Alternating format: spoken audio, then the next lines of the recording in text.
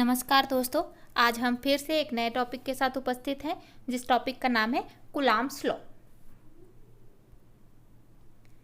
Coulomb's law एक scientist के नाम पर दिया गया है जिसे चार्ल्स ऑस्टिन कूलम्ब ने दिया था। इस नियम में उन्होंने बताया है कि कोई भी दो बिंदु आवेश के बीच जो बल कार्य करता है उस बल के बारे में हम अध्ययन करेंगे।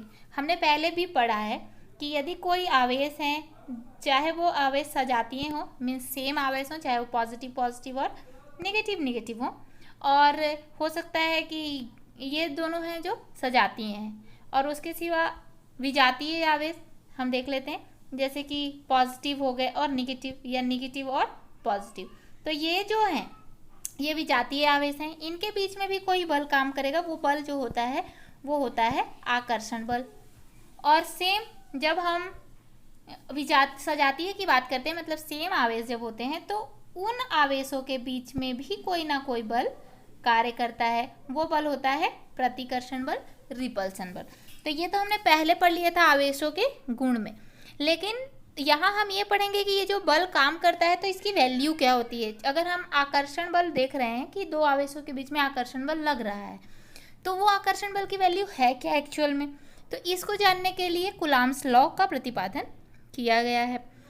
इस कूलम्ब्स लॉ को जानने के लिए हमें करना पड़ता है एक डेरिवेशन, जिसमें एक डायग्राम की ज़रूरत पड़ेगी। मैं एक रफ डायग्राम आप लोगों को शो कर दे रही हूँ कि मान लीजिए दो आवेश है हमारे पास, एक Q1 है और दूसरा Q2। ये दो आवेश हैं,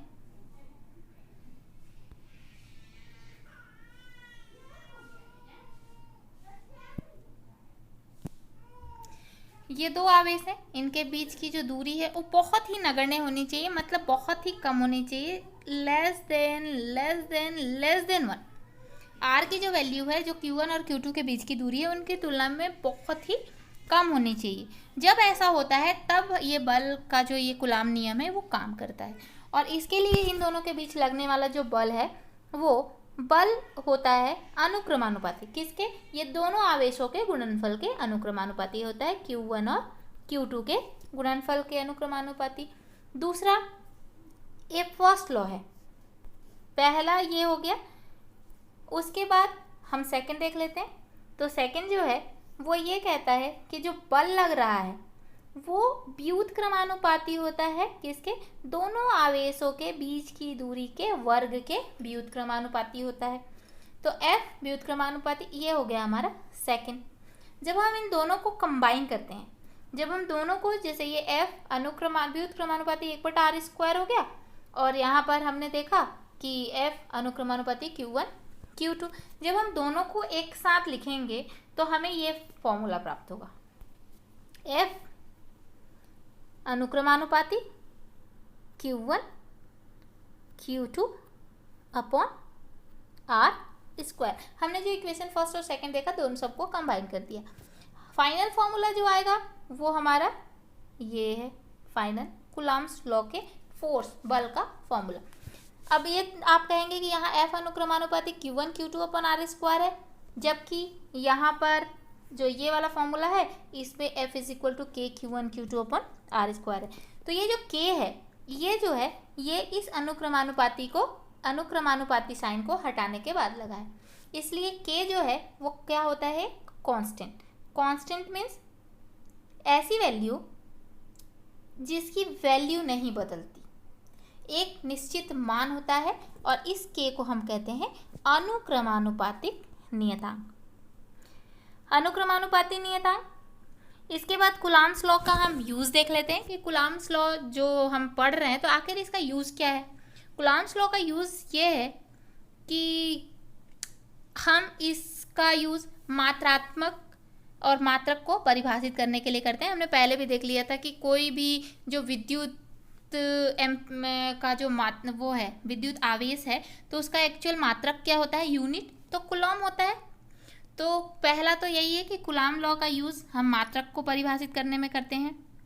सेकंड, इससे हम K जो कि कांस्टेंट वैल्यू है, अनुक्रमानुपाती नियतांक, हम उसकी भी वैल्यू डिस्क्राइब करते हैं कि आखिर के की वैल्यू होती क्या है। तो के की जो वैल्यू होती है वो ये होती है 9 × 10⁹ न्यूटन मीटर स्क्वायर पर कूलॉम स्क्वायर। देखिए यहाँ पर भी कूलॉम जो है वो एक मात्रक के रूप में यूज़ किया गया है, ये मेज़र करने का काम करता है मेनली कूलॉम। अब देखिए हमने ये तो जान लिया कि के की वैल्यू क्या होती है, k = 9 × 10⁹ न्यूटन मीटर स्क्वायर पर कूलॉम स्क्वायर।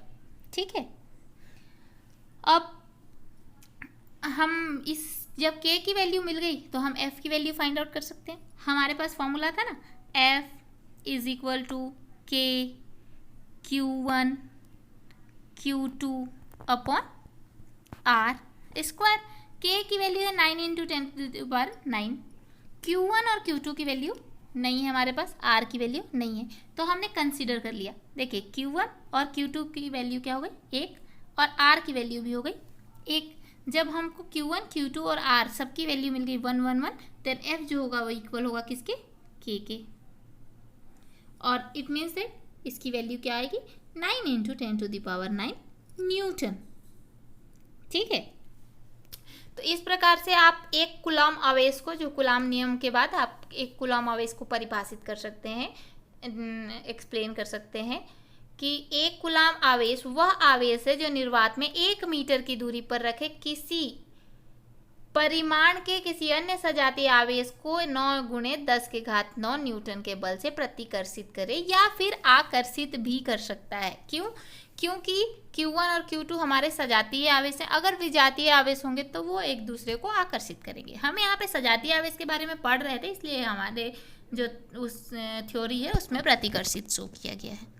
ठीक है, आगे देखते हैं कि जब हमारा दोनों आवेशों के बीच लगने वाला बल हमने फाइंड आउट कर लिया, तो ये तो हमें एग्जैक्ट वैल्यू मिली थी 9 × 10⁹। ठीक है, लेकिन कई बार क्या होता है कि हमें एक ऐसी वैल्यू चाहिए होती है जो एग्जैक्ट न्यूमेरिकल ना हो।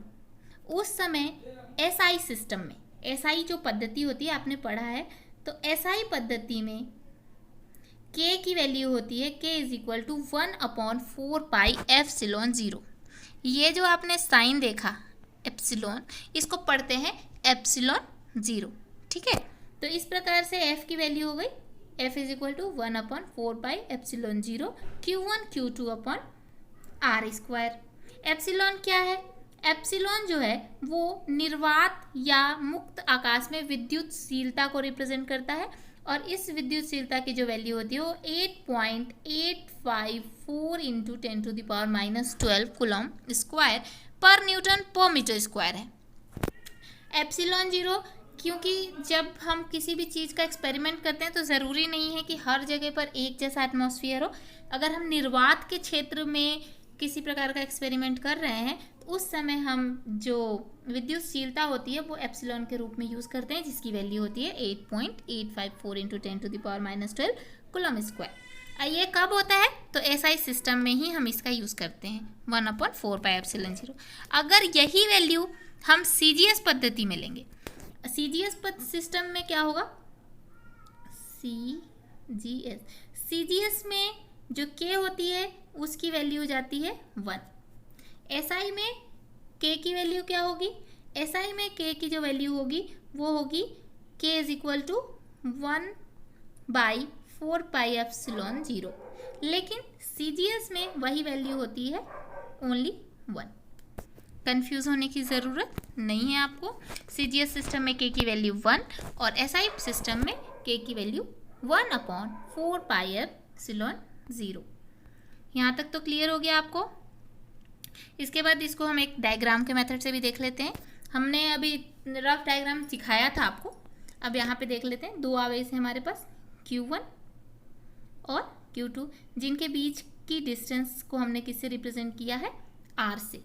ठीक है, मैंने पहले भी बताया था कि दोनों आवेशों के बीच एक बल लग रहा होता है, तो वो बल कैसे लगता है?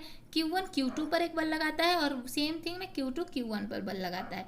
तो इस प्रकार से हम देख लेंगे कि Q1 के द्वारा जब Q2 पर बल लगता है तो हम उसको रिप्रेजेंट कैसे करेंगे? जब Q2 के द्वारा Q1 पर बल लग रहा है तो वो F12 हो गया। ठीक है, इसमें क्या हो रहा है, Q2 बल लगा रहा है किसके ऊपर, Q1 के ऊपर, इट मीन्स दैट ये क्या हुआ, F12।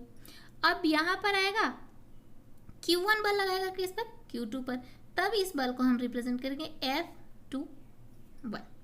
ठीक है, तो ये तो वो डायग्राम के अकॉर्डिंग। अब हम इसको डिस्क्राइब कैसे करेंगे, तो फॉर्मूला फर्स्ट के द्वारा जब लगेगा तो F21 की value 1/4πε0 Q1 Q2 upon R21 square. Why, because अभी हम किसके बारे में बात कर रहे हैं, पहले के द्वारा दूसरे पर, R1 और R2 के बीच में Q1 के द्वारा लग रहा है ना बल। और जब हम इसके बाद नेक्स्ट देखेंगे F12 मतलब दूसरे के द्वारा फर्स्ट पे लग रहा है, तो दूसरे के द्वारा जब पहले पर बल लगेगा, पहले आवेश पर बल लगेगा, तो उस स्थिति में हमारा ये इक्वेशन मिलेगा। ठीक, और इस प्रकार कूलाम का जो लॉ है उसे हम न्यूटन के गति का तृतीय नियम भी कहते हैं। देखिए क्यों कहते हैं, क्योंकि हमको F12 ठीक है और F21 दोनों बल की वैल्यू थोड़ा सा देख लेते हैं कि यहाँ F की वैल्यू कितनी आई है, 1/4πε0 Q1 Q2 upon R12 square. ठीक है, और यहाँ पे देखिए F21 की value 1/4πε0 Q1 Q2 upon R21 square. दोनों में डिफरेंस सिर्फ कितना है, R का है, यहाँ R21 है और यहाँ पर R12 है। अगर इनका डायरेक्शन चेंज कर दें तो सिर्फ F12 बराबर होगा F21 के, सिर्फ और सिर्फ साइन चेंज हो रहा है। मीन्स ये बता रहा है कि जो ये दोनों बल हैं, चाहे Q1 Q2 पर बल लगा रहा हो, Q1 बल लगा रहा हो किस पर, Q2 पर, और Q2 बल लगा रहा है Q1 पर, दोनों की जो वैल्यू है वो इक्वल है, सिर्फ और सिर्फ क्या, डायरेक्शन चेंज है। तो न्यूटन का थर्ड लॉ भी यही कहता है कि दो वस्तुएं एक दूसरे पर बराबर और विपरीत दिशा में बल लगा रही होती हैं। तो इस प्रकार से हम कह सकते हैं कि जो हमारा कूलाम का नियम है वो ये प्रूफ करता है कि कूलाम का ही नियम न्यूटन थर्ड लॉ को भी परिभाषित करता है। उम्मीद है आप लोगों को हमारा यह टॉपिक समझ में आ गया है। और अगर आपको किसी भी प्रकार की कोई भी समस्या है जो आपको समझ में नहीं आया हो किसी भी जगह, चाहे वो डायग्राम में हो चाहे फॉर्मूला में हो, तो आप हमें कमेंट करके बताइए, हम उसको और अच्छे से एक्सप्लेन करने की कोशिश करेंगे। और नेक्स्ट टॉपिक के लिए आप हमारे चैनल को सब्सक्राइब कर लीजिए, तो आपको अल्टरनेट डेज पर अलग अलग टॉपिक मिलते रहेंगे। Thank you.